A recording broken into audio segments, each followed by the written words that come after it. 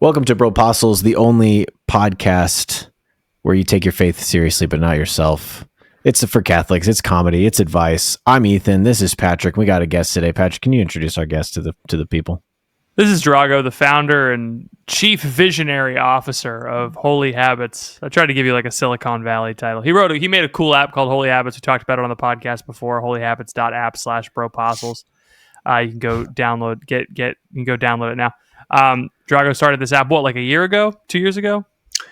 2 years, full time a year. But in the spirit of Silicon Valley, the show, aren't you supposed to frame everything as we are transforming the world? Yeah, we're disrupting spirituality. We're disrupting the spirituality market. We are the Uber of the Holy Spirit. Yes. Well, you want to DoorDash sainthood, right? Yeah. Have you ever wanted in your spiritual life? Have you ever wanted an Indian man to drive you at midnight?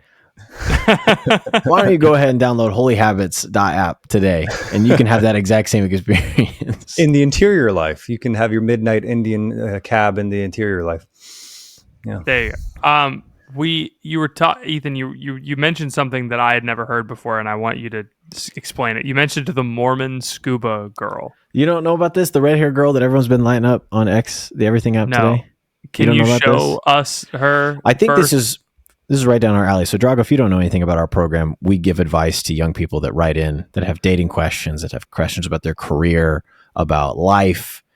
And I think this woman could use some help. She probably won't see this because Mormons have their own ecosystem online, but maybe someone can send this to her and she'll take the feedback. So you haven't seen this at all today, Patrick? No, I haven't. Okay. Oh, no, I haven't seen this video. Yeah. Oh. Yeah. I saw the video, but I typically don't open videos that have more than one woman on them. That's true. This is well, they're all very modestly dressed. This is an LDS dating show. Yeah. And there's a curtain, it was very deceptively edited. There's a curtain between the ladies and the men. So the men cannot see her and the women can't see the men. And she's kind of giving her resume as it should be. As it should be, right? Just like in the New Testament, as Paul ordained. So she's going to give a case as to why they should date her, right? I'd be interested in Drago, you're married, right? I'm married. How many kids you got? We got the second one on the next week expected. So yeah. Okay. Yeah. So we're all fathers of two here. So I think we've got some, and we know we can speak to women. I think there's enough feminine voices on this show that we can speak accurately to this lady. So let's see what she has to say. Okay, I'm Riley. I'm 24. I'm from Houston, Texas. And honestly, I'm down for any good adventure. I just got scuba dive certified and I'm planning to go to Australia this summer. So I'm super excited about that. And then I just picked up skiing 2 years ago. And I honestly love any themed party. Those are my favorite things to go to, my favorite things to plan. And I'm looking for someone that wants to be my adventure buddy. And it's someone that I can trust in and is going to be there for me. Aww. Oh, man. No.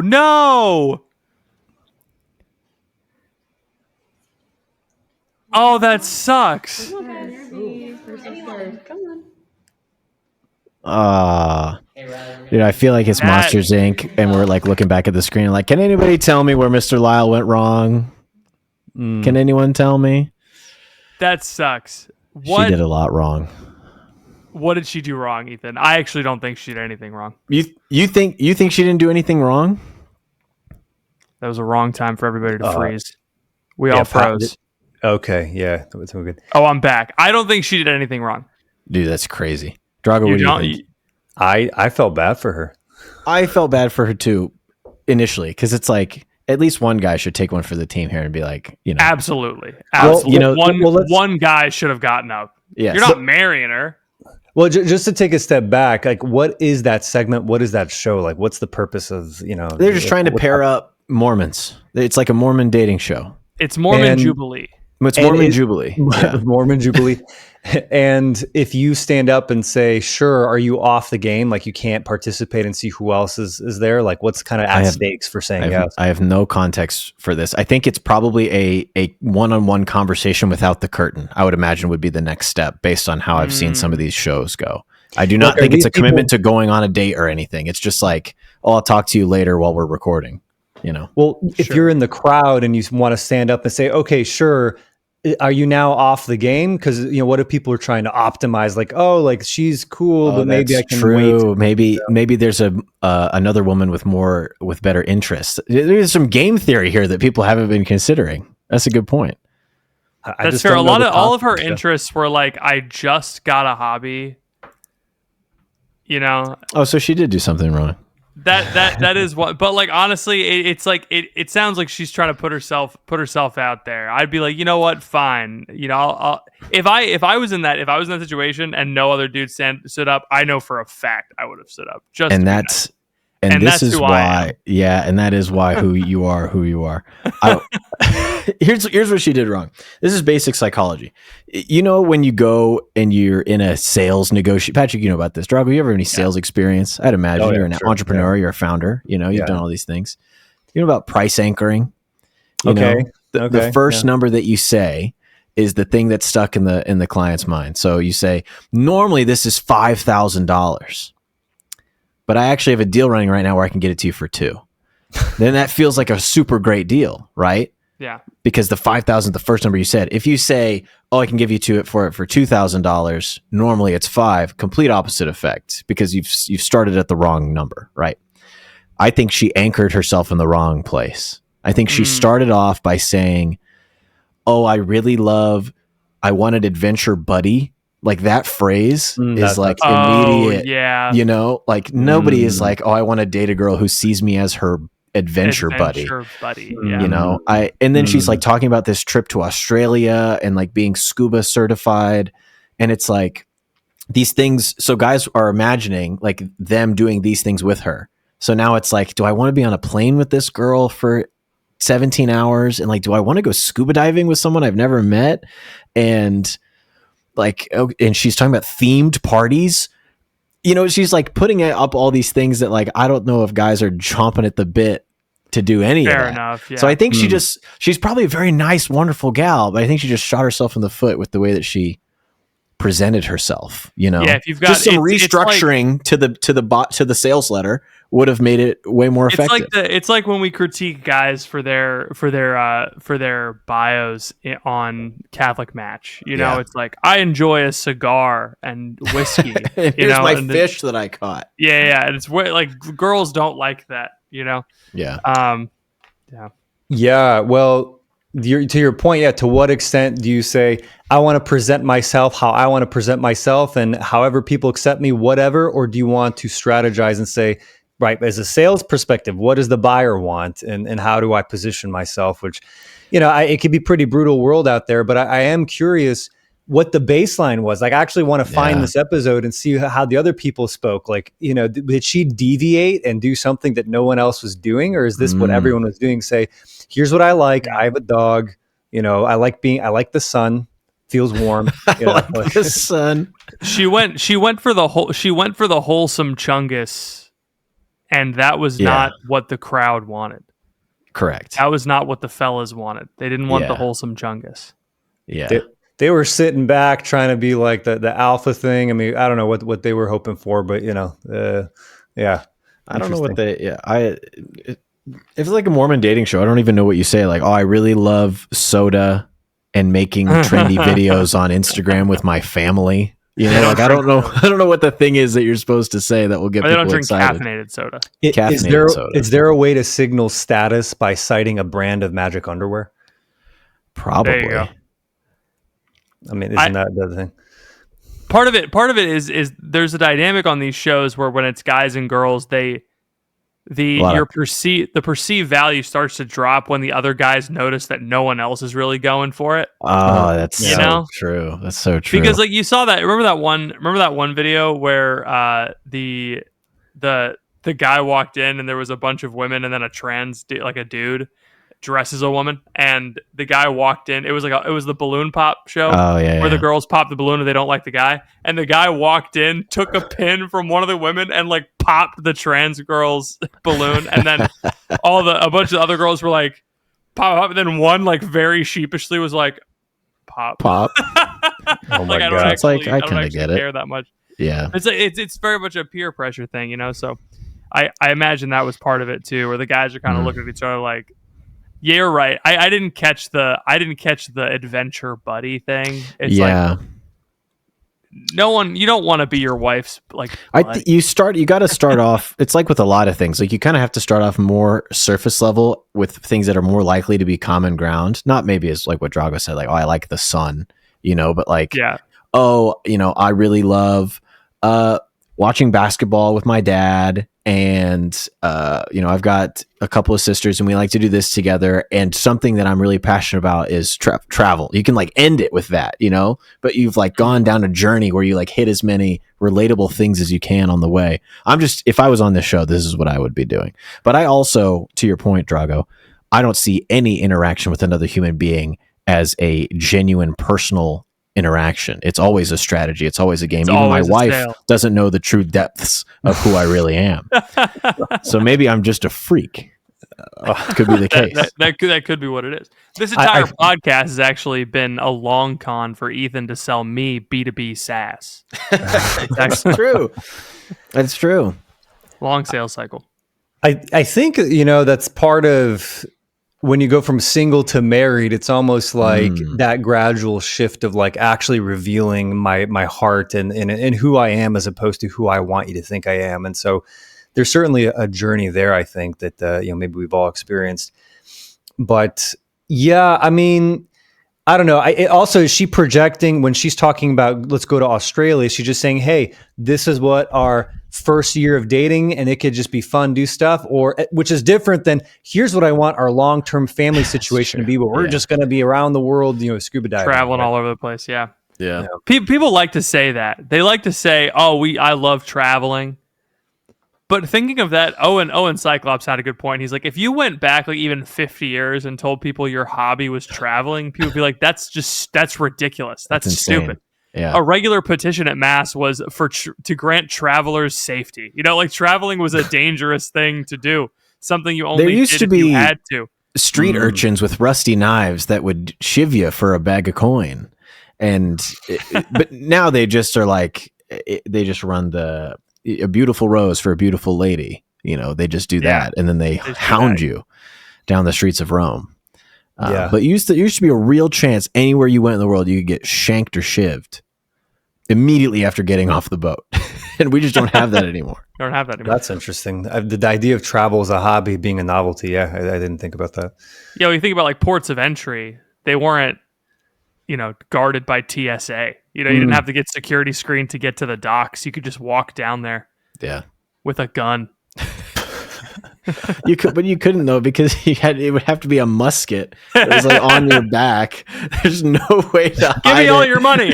Boom. They It takes 10 minutes to rob someone because you drop your BBs all over the thing. You're chasing them around. It's a big Elmer Fudd gun with the bell on the front. Yeah, that's you good people. Oh man, they had a blunderbuss, back then. sneaking my blunderbuss onto the Titanic. They had handguns back then. I know that for a fact because I got a model handgun when I visited Mount Vernon. Yeah, it was a Revolutionary War era gun. So they had them back then. Also, Jack Sparrow. So, all right. So the Mormon girl what's been had going a on? problem. Drago, what's been going on? We talked about the Mormon girl. What else? What's been happening with you? What do you want to? You're here. What do you want to talk about? Hey man, well, you know what? We're in the business of making saints, and business is a booming. Is that what they say over there at HQ, Holy Habits HQ? The harvest is plenty. Yeah. No, that was, I don't know. I think it was like the Inglourious Bastards popping into my mind for some reason. But killing Nazis, the Nazis of your soul. We're gonna take care of those. We help people get find your next steps to sainthood, right? And so we're really all about raising awareness of like, where am I at now on the stage of sainthood? There's 3 stages traditionally speaking. So most people are on stage 1. How do we get you to stage 2 and beyond? And you guys, I appreciate have looked at what we've done, and you've talked about how you love it. So for sure, we're still going at it, baby. Yeah, I liked it. I took there's a root sin test, and I took it, and it was great. And then I was in spiritual direction, and he had me take another. He was like, "Oh, you got to take a root sin test," and I was like, "Oh, I've already done that before." And he was like, "Why don't you take this one again?" And it was the exact same one. So your test is accurate. Oh, beautiful. Well, tell your spiritual director he can link up with you on Holy Habits, and he can look at your habits progress if you want him to. Oh, that's cool. Yeah. I didn't know that. Yeah, and he can, if you do a weekly reflection, he can comment on it as well, kind of give you like a once a week check-in. That's nice, because it's hard to schedule an hour every week. You just can't do that. It's pretty much every month or so. So I've used Holy Habits. I like it. I endorse it. Drago, so what started? You started this 2 years ago. What actually started this whole process of starting an app? Back in my Protestant days, I wanted to be I know. Let's get Redeem Zoomer on the call right now, just so we can boo him, and then he wouldn't take it well. I don't think. Does he have a good sense of humor? I can't tell. I don't think he has a good sense of humor. Never mind. I take it back. I hope. I wish he. I hope he does. Maybe let's have him on the pod. He's still young. He's still young. Yeah. I'm hoping, if we go through the 5 stages of grief or whatever it is, it seems like maybe he's kind of bargaining a little bit. Maybe right? Maybe he can become Catholic. He said he almost became Catholic in 2022. That's not that long ago. No, yeah, a lot can happen. But I always felt a call to, can I advance the kingdom of God in some way? But, did a lot of time in the secular world, investing, business school, technology, startups, all these kind of things. That's how he's got the app. He's got the Y Combinator money. No, I ain't got the Y Combinator money. They don't, they invest in transhumanist and, all right. I should come up with how the robot. If you were implanting the Holy Spirit in people's brains, they'd give you some money. Exactly. Have you guys seen the robot? I'm sorry, you can finish your story. Have you guys seen the robot that's been going around the streets of Austin with the cowboy hat and running after people? Do you know what I'm talking about? Look it up. Can you put the Holy Habits app into the robot? That'd be great marketing, man. Okay, Boston Dynamics on the loose. Yes, go ahead, finish your story. I'll find the robot here. Yeah. So look, it was just an intersection of praying for something where I could use my skills and advance the kingdom. And I had a buddy where they had the spiritual director matchmaking service, Seek Direction. And that's actually part of our company as well.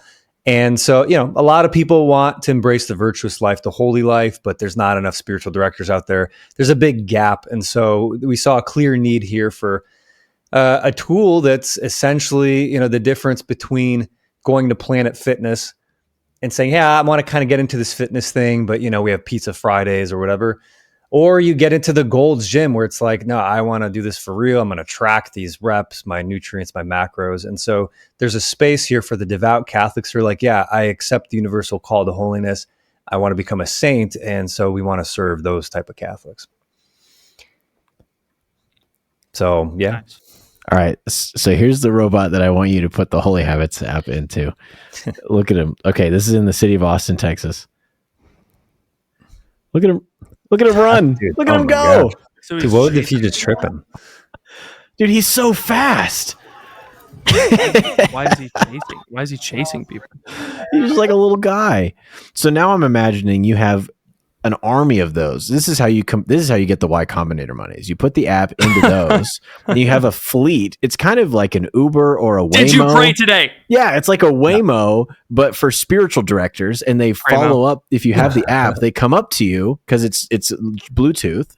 They have the location. They come up to you and they ask you in their robot voice, like, "Did you pray today? Did you follow the habits today?" And you have to confront this robot in the cowboy. He has to wear the cowboy hat, though, unfortunately. So I think that's the logical next step for me. I don't know what you're thinking. I hope, maybe I have to pay you a royalty for this phenomenal idea because, people ask me, how do you build habits? Don't make fun of me, Drago. Hey man, look, it's all about how do I cue my environment to like nudge me to the things I want to do. So, okay, we make use of the vibrating phone. So it's like, and that's how we nudge you. But if I could have a robot that chases you or knocks in the middle of the night and rolls your curtain window, Dude, like, yes. that would be a really effective environmental cue. So yeah, I love need it. to think about this. I love It's it. like the Duolingo bird, but real life. Yeah. Duolingo bird gets mad at you if you don't use it. Like it sends you like angry faces. You've betrayed. I mean, it's kind of scary actually. Duolingo Bird had a psychotic break in 2021, I think. When the Delta variant spiked, I think the Duolingo Bird had enough. The Duolingo bird likes scuba diving in Australia. We'll just put it that. He started off liking scuba diving in foreign countries, and now he just wants to kill you. Yeah, And he asks you in 300 languages if you want to be his adventure buddy. that's true. Patrick, how do you say adventure buddy in Spanish? You're a fourth Spanish. Go, quick. What? Quick. I don't. I'm not a fourth Spanish. My son is a fourth Mexican. Yes. Does it really matter? Yes, it does. Drago, what is your ethnicity? You've got Drago Dimitrov. Where are you from? Where are you from? No, where are you from? My ethnicity is James Bond villain. Really? You do There have it that is. kind of. You're making apps. You know, you're up in the Yeah. mountains. You've Yeah. got this religious sort of allure about you. I could see it. But I'm Bulgarian. I was born in Bulgaria, so that's for the geographically challenged. That's borders Greece, north of Greece there. And Okay. I grew up in South Bend in the Midwest, in South Bend, Indiana. Small town, America. So it's bridging a How'd you couple. get here? Or why Well- were you there? Born there, moved when I was 5. My family moved through the Disney on Ice show where the immigrants were doing. Way. Yeah, Like most Bulgarians, we were in This Disney is on Ice. this is the Bulgarian pipeline to America. Why didn't you start with Disney on Ice? Who did you play? Were you Chip from Beauty and the Beast on Ice? Not that glamorous. It's more like the concession stand workers and stuff. But Oh. my grandfather, he was an acrobat for the Ringling Brothers, so he It's did a a cool family like, business. Dude, you're that's a are showman. you like a disappointment to your family because you're not like doing flips in front of flaming hoops and stuff? I'm a disappointment to my family for many reasons. Not just I'm sure fire that's hoops. not true. I'm sure that's not true. You said, "Dad, I no longer want to be shoved inside the tiny box. I want to learn to code." That's Father, please. I want to learn C++. I no longer want to jump through flaming hoops. Was your great grandfather in Barnum's Greatest Show on Earth? How far back does this go? That's a good question. So my grandfather did the acrobat. My grandmother, she led a national Bulgarian fitness TV show thing where they put on those like funny outfits of the 80s and they're like punching and grooving. She did that Yes. for Bulgaria. Yeah. Wow. No. What does that sound like in Bulgarian? Do you speak Bulgarian? Da, govora bulgarski. Dude. Dude, switch to Winter Soldier real quick. Holy cow. Yeah, It would be man. so Well, funny if you like got into the business, but you could only make it to like DreamWorks on Ice, and it still wasn't enough because it was just like one level below. It's like, but I'm Shrek. It's like Shrek does not matter here. It's strict, it doesn't matter. Yeah. Puss in Boots. He's Scottish. So you came when you were 5, and you moved to South Bend. Go Irish! Go Irish.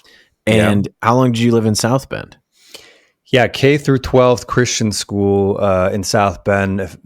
14 kid graduating class. I mean, so really small. 1-4. And yeah, I got accepted to Notre Dame, where I had an existential crisis, staring at the transcript letter, praying to God, saying, "Are you sure you want me to go to a non-Christian school?" Because these Catholic heathens, man, these Catholic heathens. So, that's where I was back then. Mindset. That was back in 2011. When did you end up converting? It was a 5-year discernment process, and I was pretty well formed with apologetics. I knew my faith, so it was literally like straining like one layer of the onion, moving from like 10 out of 10 certainty as a Protestant to like 9 to then straddling a gap of ambiguity to then finally diving into the Catholic. So yeah, it was just one pillar at a time. I'm going to disprove the church. I'm going to show how the syllogisms don't map up. They have bad logic. I tried to do that. I'd fall on my butt every time. And at some point, when Catholic Church is batting 10 for 10, I'm just like, all right, okay, Yeah. I'll give you a shot. That's what people tell me in my DMs all the time. Patrick, your syllogisms are so 10 for 10. You're just I try to knock them down and I can't. You telling me the Bible was written in Latin, Jesus spoke Latin, that's what did it. That converted me to Catholicism. What year did you end up converting and what was that? What was that like? Yeah, 2016 is in New York City, a Dominican parish, and married in the church in 2018. So I've been Catholic for almost a decade, but Christian really my full conscious life, since whatever first grade or stuff. And I came from a single parent household too, which was kind of crazy because usually bad things statistically, right? That can lead to unfortunate outcomes. But I really, by the grace of God, He kept me on the path, and I now attribute it to because of been developing a relationship with Saint Joseph. To that, I was born on Saint Joseph, the Worker Day, and then the county I grew up in was Saint Joseph County, so I had the spiritual fatherhood there. So I don't know the punchline there. I know this is supposed to be comedy, but let's go, Joe. Okay. No, we'll ask you more questions about Disney on Ice. So where did you go in Disney on Ice, and what's the craziest thing you've ever seen someone do from the cast of Disney on Ice? Because I know traveling performers, they get up to some nonsense. The first 6 months in America, I was on the road going from hotel to hotel, which of course then my mother's like, well, you can't do that, so we have to settle down. So I will say, and you're like 5 years old at the time. I think I'm smart, but I don't think I had at 5-year-old sufficient self-awareness to pay attention. So I'm sorry there. That's a bummer. That's all okay. Or do you follow college football at all? Are you like a Notre Dame football fan? Yeah, for sure. You kind of have to be. The Ohio State loss was brutal 2 years ago, and that's why I finally kind of had to stop watching. Yeah. Especially anyway, not to get too into that, but the last season, then I woke up and we're in the playoffs. I'm like, that's cool. After an embarrassing loss to open the season. So I don't know. It's an interesting. Following Notre Dame is interesting. Yeah, and they make it. Well, they made it to the national championship, and they play Ohio State, and the quarterback of Ohio State is Will Howard, who went to Kansas State University, which is where I went to school. He's a faithful Catholic man, and now he is a Pittsburgh Steeler, which is really wonderful. So I was rooting for Will Howard individually, but then I was rooting for Notre Dame as like a collective. I met a Pittsburgh Steeler once. I forget who it was. Very nice, but it was one of the big ones. It was a Dave something. But I met him and he was this massive hulking guy. Yeah. And I shook his hand. I'm like, hey, so what do you do? And he goes, I play football. Play with balls. Pittsburgh Steelers. Yeah. And I was like, oh, cool. There's not really a way to lie when you're 300 pounds and 6 Yeah, I was like, I figured 9. that might be, figured it was either that or you pour concrete. That was like the two things. You're either a football guy or a concrete. Or you're a bouncer at a casino. Yeah, precisely. I went to the casino recently. Don't put this into my Holy Habits app, Drago, but I went to the casino recently, and the security guard was huge. He was like 6'5", just massive guy, and he waved me through, thankfully. But he could have, if he wanted to, picked me up kind of like by my belt and thrown me out like DJ Jazzy Jeff in the Fresh Prince of Bel-Air if he really wanted to. He was a frightening man. Well, it was David DeCastro. There you go. That's David. Now you know. Well, I'm glad he didn't throw you that way. That would have not been pleasant. It actually would have been great because I lost $100, but it's not important. It's neither here nor there. Sports betting has been catastrophic for our bank account. It's always You're sports betting now, Patrick? No, our bank account. Yours and mine. It's always. I figure it's always at zero because you're sports betting. That's why. Yeah, that's the reason we have no money. It's not the fact that this is not a successful podcast. Has AI ruined all that? Oh, sorry. Because I feel like fantasy football was so fun because you'd have the edge on research, and now like everyone has access to the same drip of data, and it's kind of like not as fun. AI has ruined a lot of things. I think. I have never been into the fantasy football, so I really don't know what it takes to win. All I know is that it takes up far too much time. Yeah. It's a big drain on the average person because you have to really keep up with it. You have to do the trades and do the draft day, and you got to, and then this person, and then you're like watching all these games. Here's my philosophy on football. I'd be interested to hear your take, Drago, because I think that being a fan of a team, I think is a good and healthy thing, especially if it's like from where you're from. If it's like your hometown, if your parents have a connection to it, if you have a connection to it. Like for me, that's K-State. For you, that would be Notre Dame. For Patrick, it'd be UF. Like I think all that is reasonable. What I think the problem is if you're just like a football fan and you just like sit down and you just watch every game that's on TV all day Saturday and all day Sunday. Yeah. When they first came out with those, like, oh, you can NFL pass, you could watch 4 games on the same screen. I was like, who on earth would do that? Apparently, the answer is everyone. Tons and tons. And of then people. they'll listen to like 8-hour podcasts about football. It is pretty crazy. I hate fantasy football because I was trying to get into. I tried 2 years in a row to get into fantasy baseball, which is objectively better because you could not possibly watch and keep up with every game. You have to just look at the stats and see what's happening. But I liked fantasy baseball, but the problem was at the end of the season, right when it matters, no one's paying attention because they all started playing fantasy football. So that was the problem.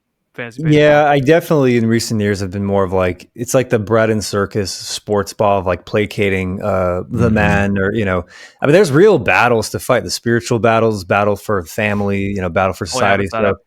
Whole episode up. So that's I just view it, there's too much work to be done to save society. I mean, like, again, I'm not saying that no entertainment, but I think we have disordered attachments to a lot of different things. Totally. And, I think we have to be prudent in how we use our time. I think I used to be an anti-football guy. I've since kind of evened out and realized that, like, I don't know, I have a deep affinity for Kansas State football because it actually did change my life in a pretty big way. Before I was even born, I did a whole podcast about this because Bill Snyder, who's the head coach in the 90s, he turned around basically the whole university. Like, I would not have gone to K-State. I would not have had like the conversion experience I did have in college. I wouldn't have become a focus missionary. Most likely, because if he didn't turn the football program around and like actually make the university a real D1 university, I think it would have just shrunk and just become a small agricultural school. And like, I never would have gone there when I graduated high school. But because the football program got turned around and because he instilled like discipline and virtue in like not just the players, but the whole athletic department kind of had to step up. It like changed the whole trajectory of my life. And I'm just like one guy. And so I feel really, not like I don't have an obligation to it or anything, but I have a filial affection for this thing because it's made an effect on my life and my kid's life and all these things. Yeah. And so, I think that's like good. I hesitate to say that's like a bad thing. So I think it's good to take my kid to the games and like watch them on TV so we can be excited to go to the games together like once a year, and I think all that's really fun. But I think a lot of the people that are online, they say things like, guys should waste so much time. No, I'm not saying you, but like people you waste so much time watching sports ball, doing all these things, but like they're spending just as much time on X, as people are watching football. So I feel like, I feel like there's got to be a little bit of self-reflection there from. Oh, for sure. Yeah. It's not unique to, it's not unique to sports or anything. Yeah. Totally. Yeah. I mean, what you're describing is being intentional and ordering. So like the football is a mechanism for like time with your son, and you have this higher goal that you're using it for as opposed to the end of itself, or just like the mindless, not even like the end is just the tuning out and the couch potato of it all. Yeah. It also is a crazy cool game, and it's awesome to watch these massive dudes and these tiny dudes, just like and the strategy and all that stuff. Yeah, it's really cool what you see. I personally, I'm a much bigger fan recently of basketball and watching basketball because, man, you just see some of these like I started watching basketball when the Gators were in. I was watching basketball when the Gators were killing it in March Madness, and the last time I had watched basketball seriously was the last time the Gators won March Madness. So that 2006, 2007. Wow. And I just remember the difference between how they were playing then. This one kid, Noah, I remember he would just dunk all the time, but he was like the guy carrying the team. But then watching these guys, everyone's shooting threes. Yeah. It's just the game has just changed in even the last 20 years. That it's really cool to watch. And so like we can appreciate human excellence, right? Oh, we can for sure. human excellence. Yeah. But there's a lot of just like you can appreciate people that write on the internet, but at a certain point, you got to just stop reading threads and Substack articles. It's just, there's a way you're just like, you're kind of just patting yourself on the back and, Yeah, I mean, look, productively wasting your time. Yeah, I mean, I've struggled with this. The what is it, vice of curiositas or whatever it is, where you're just liking to learn stuff, but at some point you have to decide, like, what am I actually called to do? I don't need to learn everything about everything, right? This is me with conspiracy theories and stuff. I'm like, how many different 4chan threads can I find about guys who worked in the Air Force that know about the underwater UFO bases in the Gulf of Mexico? And I'm like, what if I learn? What if I learn something else? I love some great content. I love a good eschatology discussion. Yeah. Oh yeah, me too. Yeah. Do you think that married women should be allowed to speak publicly? What? This is gonna be my downfall here. No, just tread very carefully. There's lots of women that listen to this, very powerful women that listen to this show. Like Katie Ruby. I was just thinking of your wife, Patrick, but yes, that too. My wife does not listen to this podcast. Neither does mine. Why would they? Yeah. Well, yeah, sure. I mean, surely you must be talking about, right, the big viral thing with Lila Rose, right? And absolutely. By the time this podcast comes out, is going to be ancient history. It'll be ancient history, but a lot of our listeners aren't on X, so I think it is a relevant conversation. Always, they can learn about it. But I think it brought up a lot of other topics too, not just this particular incident, but it incited a lot more clearly in the minds and hearts of the people watching. Do you want to actually play the video? I can pull it up. I got it already. Oh. So you just click the share button there at the bottom. I'm doing it. I'm just kidding. Jeez, man. It's giving you a hard time. All right, here we are. I showed him to a girl. Can we all talk about? Who is this lady, by the way? Were you able to hear it? It's coming out of my mouth. I can hear it. I can hear it coming out. Okay. Father Mike Schmitz. I showed him to a girlfriend who's not Catholic, and she's like, "When's mass?" What about the man needing sex? That's just a cultural narrative that basically says men are like animals and they have to be able to do this sexual thing. Otherwise, they're going to go crazy. And the reality is there's whole vocations that are celibate. And these are virile men's men. Some of the most masculine of men I know are priests. We need food. We need air to breathe. We don't need sex. It's a gift of coming together. And it's designed to bring life into the world. I think the sexiest thing about a guy is like their self-control. And my husband has amazing self-control. So after baby number 4, when we started practicing NFP, it was like we couldn't do it sometimes when we wanted to. And that kind of made things a little steamier, like not gonna lie. It's hard on him too. Don't get me wrong. People will say, well, do you just do other things for your husband? And that's what made me say, normalize not talking about your sex life. I don't want to hear anyone talk about that. Thank you. I genuinely think the real villain here is not the women, although I do think you're right. They could have some more restraint in the things they talked about. It's whoever was in charge of the Opus clip output for that podcast. I think is the real victim, because the AI clipping and the jumping around, first of all, it's confusing. I don't know what the hell they're talking about most of the time. Yeah. And it was just like suggestive topic with no like thread or point to it.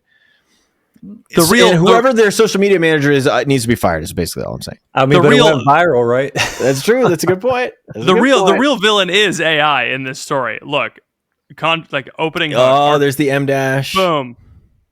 Dude, that's the biggest sadness of the AI. I like the M dash. Now I have to get rid of the M dash so people don't. Well, the M dashes in here are very all right. No, the M dash is not all.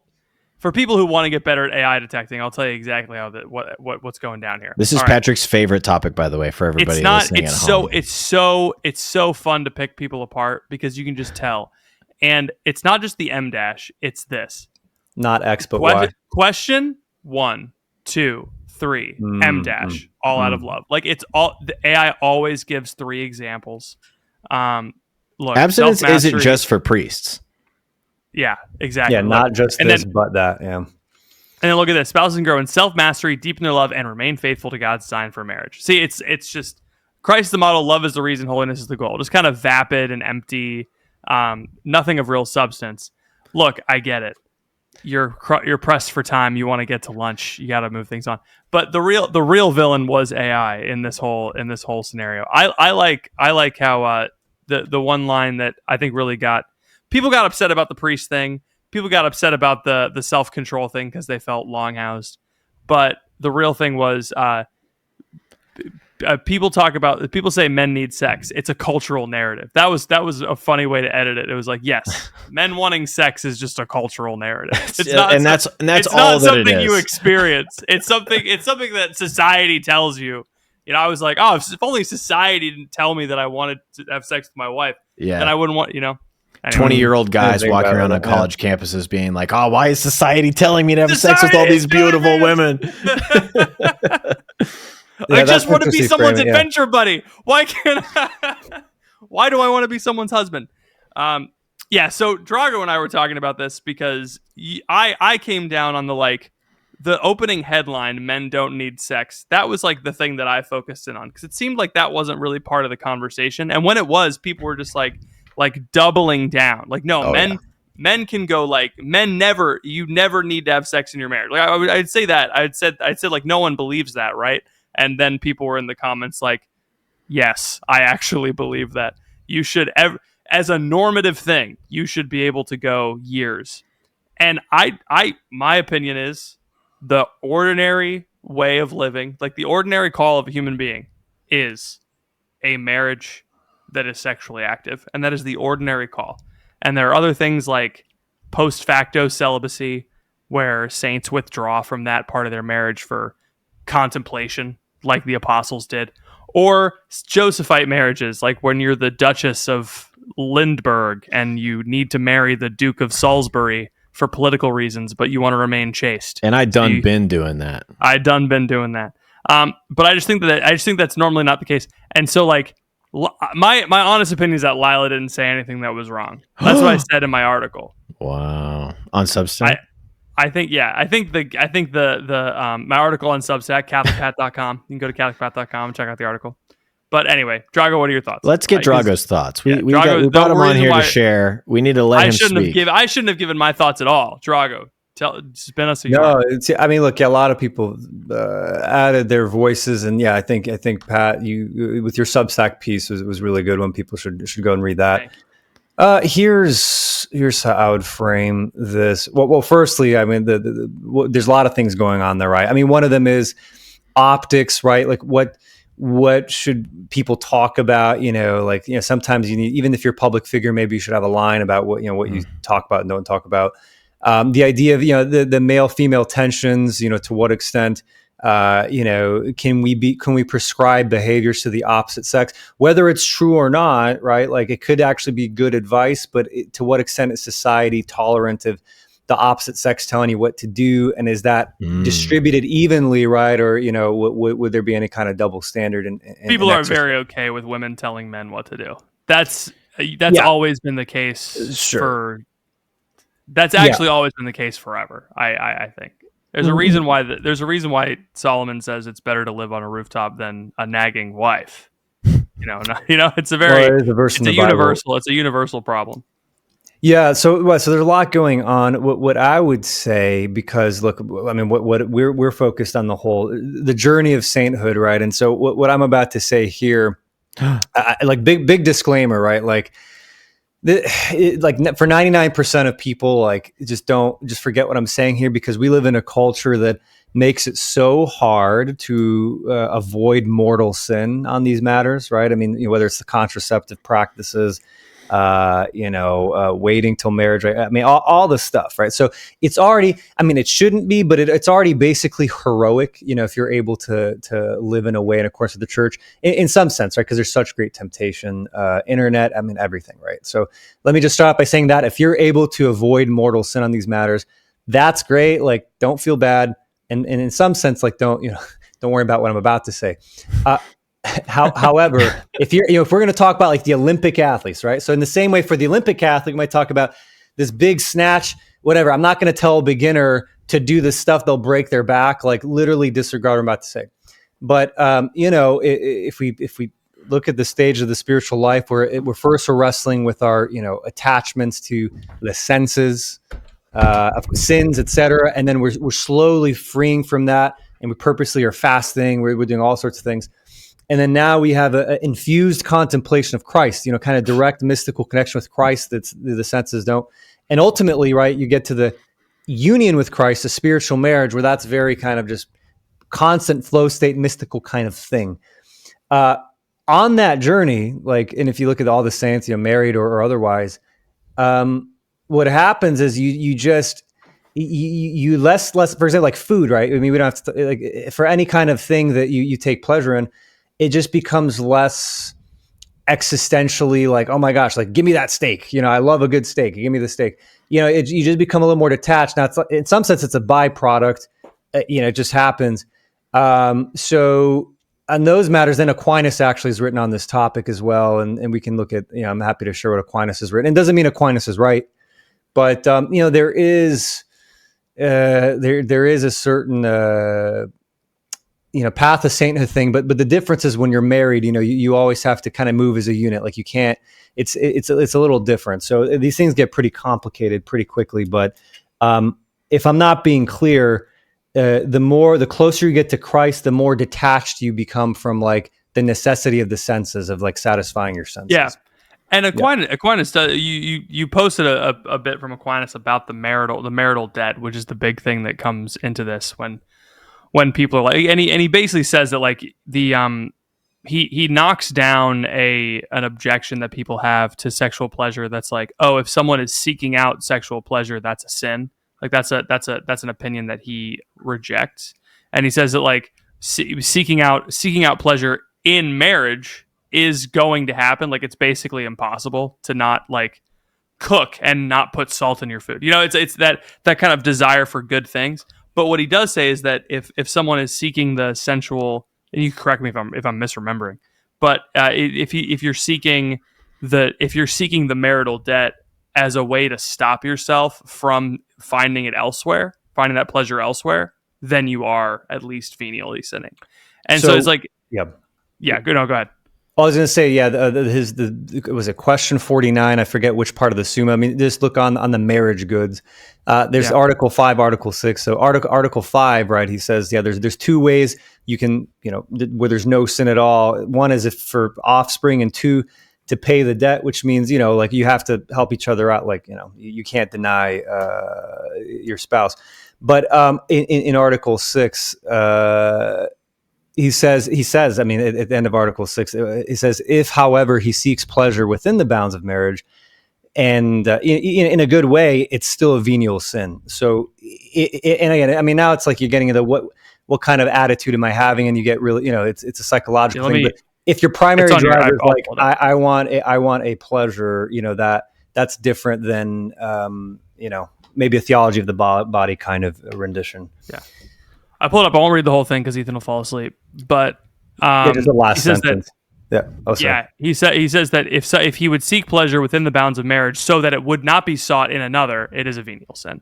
So it's qualified, because the first part, he says, the first sentence, he says, some say wherever pleasure is the chief motive, it's a mortal sin. When an indirect motive, it's a venial sin, and that when it spurns the pleasure altogether and is displeasing, it is wholly void of sin at all. So some people say that seeking pleasure chiefly is mortal, indirectly, like partially, pleasure is venial, and then spurning pleasure is void of sin. But this is impossible, according to Aristotle, the philosopher. The same judgment applies to pleasure as to action, because pleasure in a good action is good, and in an evil action is evil. So you're going to experience by doing a good thing, namely sex with your wife, you're going to experience not just chiefly a physical pleasure, but you're going to experience like a moral pleasure. You're going to enjoy actually having that relationship. And so it's going to be, so like when you're seeking this is like a distinction that I think it would be wise for us to kind of contemplate on, is that I've heard these conversations with I've had these conversations with people where they're talking about sexual desire, and the woman feels desired purely for her body.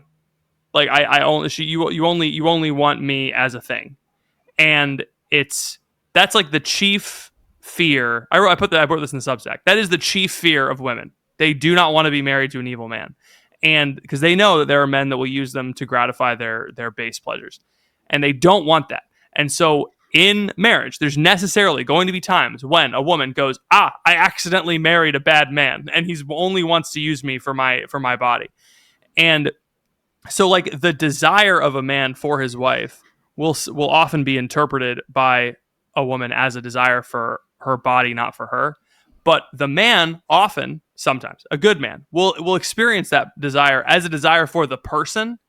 And personally, okay, I've been trying to avoid talking about my personal relationship with my wife, but what I've found is it's always good to make sure that I let her know that I desire her whole self, not just the physical attributes of her.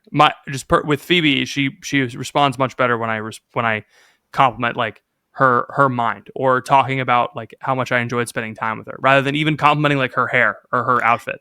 You know, it's anyway. So when we think about pleasure and the male sex drive in general, I think it's important to distinguish between the desire for sex as sex and the desire for the person as the person. And I think that's the distinction that Aquinas is talking about, because the desire for sex, you can't desire sex. It's like if you're desiring sex, you're desiring an orgasm. I desire sex. Like it's desiring sex is like is a strange concept. It's like wanting to have a baby. Like no one has a baby. Shut up. I desire having a baby. Well, you're just talking nonsense. Like you're talking. I'm here to be the common man. All right. Let me finish the sentence. You can't just desire a baby in the abstract, because it's like you can't just have a baby. You have Leo, or you have Peter, or like you have a person. And so like desiring a thing in the abstract is like you're desiring something different than a person. You're desiring like the cuteness of the baby. You're desiring the bundle of joy. And those are fine things. But like eventually when the baby comes, you don't desire a baby anymore. You desire Leo. Like if Leo was replaced by my friend's son Gus, I would be upset. Same thing with sex. It's like if sex was just replaced by pornography with my wife, it would not be that's not what I desire. I desire the person. Does that make sense? Now that Ethan has not interrupted me? Maybe never using people, right, as treating them as subjects, not objects, for sure. I mean, the only thing I'd say, and actually for people who are still interested, there's also St. Augustine on the Good of Marriage, paragraph 9, and really 9 through 12, and you guys can look at that later. But look, one thing, like obviously one of the marriage goods is a unity with your spouse. You want to be united, and obviously, the marital act, right, is one of the ways. But the question though is, right, so right, with Saint Joseph and Mother Mary, the question to ask is, were they missing something? Did they lack a certain unity? Were they not able to attain a unity that you're able to achieve a better unity than they can? And so I think that's going to be one of the questions people would have to tie into that. But again, back with like the sainthood mapping, since that's just basically what I'm like forced to swim in here, but not forced by desire. But if ultimately in heaven, there is no marriage and full union with Christ, and everything is like a ramp up to that, the closer we get to that sainthood state, again, our life and the things that we care about or that we're like hungry for are just going to change. Now, some of that stuff happens passively, right? So it's a process, and this just like no one's an Olympic athlete overnight. You have to do the things that you're called to do in your current stage. Don't do some crazy stuff. So like I said, I mean, a lot of this stuff, 99% of people should just completely ignore, and whatever, it's like we got. So apologies for all the qualifiers, but I feel like it gets a little complicated. It is when you look at marriage is more, when you look at the sacraments, marriage is more like confession and anointing of the sick than it is like the priesthood. We lump marriage and the priesthood together because they're both like job, they're like vocations, but one of these, they're almost, I would say, the opposite thing. They're so unlike each other that it's almost weird putting them in the same category. Marriage is more like confession than it is like the priesthood, because it passes away. It's exclusively for the earth, and it's a remedy.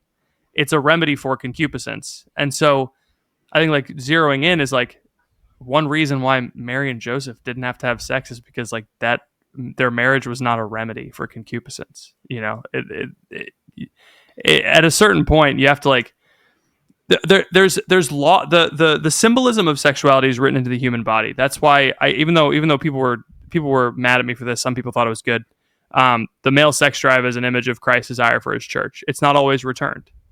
The love is not always returned. And that's like, biologically speaking, men are, their sexual drive is more constant than their spouses. And that is an image. It's not the wife's fault. Some people got mad because they thought I was saying it was the wife's fault. It's not the wife's fault.